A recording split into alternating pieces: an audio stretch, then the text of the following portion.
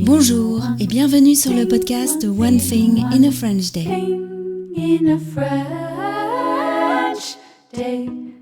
Aujourd'hui, lundi 29 janvier 2024, cet épisode, le numéro 2323, s'intitule Visite Bordeaux, la visite guidée et les cannelés.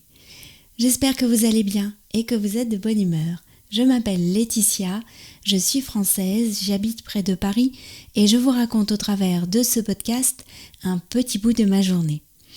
Vous pouvez vous abonner pour recevoir le transcript, le texte du podcast tel que je l'ai écrit par email à chaque fois qu'un épisode est mis en ligne. Il existe en deux versions, à 3 € par mois ou à 5,90 € par mois. Je vous laisse découvrir sur le site du podcast onethinginafrenchday.com les avantages de chacune des versions et celle qui vous conviendrait le mieux. Visite Bordeaux, la visite guidée et les cannelés. Oui, nous n'avons pas regretté un seul instant la visite guidée. Notre guide, Bruno Beurrier, était très sympathique et il a su rendre la visite vivante et interactive. Nous faisions partie d'un groupe qui comprenait des Parisiens, des Belges, des Espagnols et un couple australo-irlandais.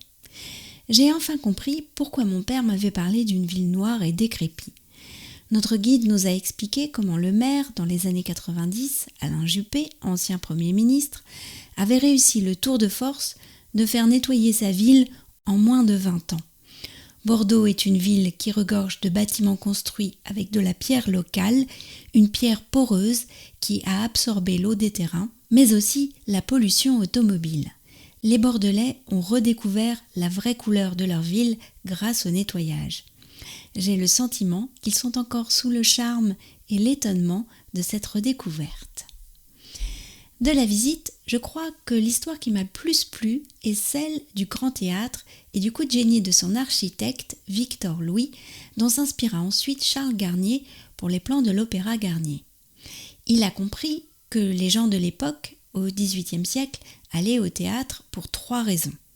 Le spectacle, voir qui se rendait au théâtre et être vu.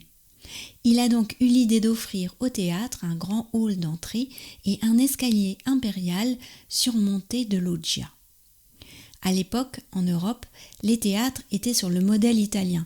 Il n'y avait pas de hall, mais de petits escaliers pour se rendre directement à sa place. Notre guide a conclu son histoire en nous disant qu'il fallait 1 heure pour se rendre de la porte du théâtre jusqu'à sa place et autant pour en sortir. Bien sûr, Bruno Beurrier a aussi expliqué les raisons de l'attachement du Royaume-Uni envers l'Aquitaine. J'en avais déjà une bonne idée grâce au livre sur les chevaliers que j'ai lu l'année dernière. La visite a duré plus de 2h30. J'ai pris des notes, j'avais peur d'oublier certains détails que je voulais raconter à Sylvie. « C'est pour quel journal ?» m'a demandé notre guide en riant.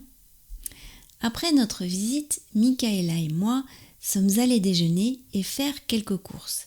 Lisa aurait été offusquée que je ne rapporte pas les 3 boîtes de cannelés qu'elle m'avait réclamées.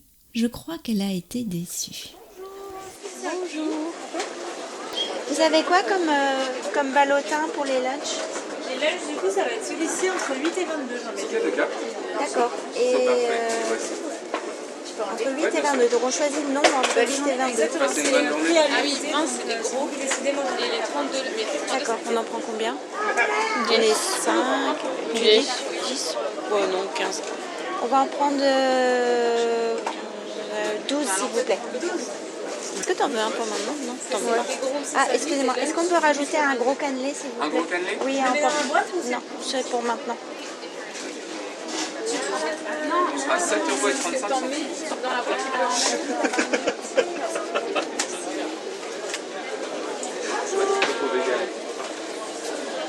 Par exemple, dans le box comme ça, on part lunch 8 à 22, ça veut dire qu'on peut choisir entre 8 et 22 autant qu'on veut. Ticket de carte. Le minimum et le maximum. Non, ça va aller, merci. Parfait. Passez une bonne journée. Merci vous aussi. Au revoir. Au revoir. One Thing in a French Day, c'est fini pour aujourd'hui. Je vous retrouve dès mercredi pour un nouvel épisode du podcast. À bientôt, au revoir.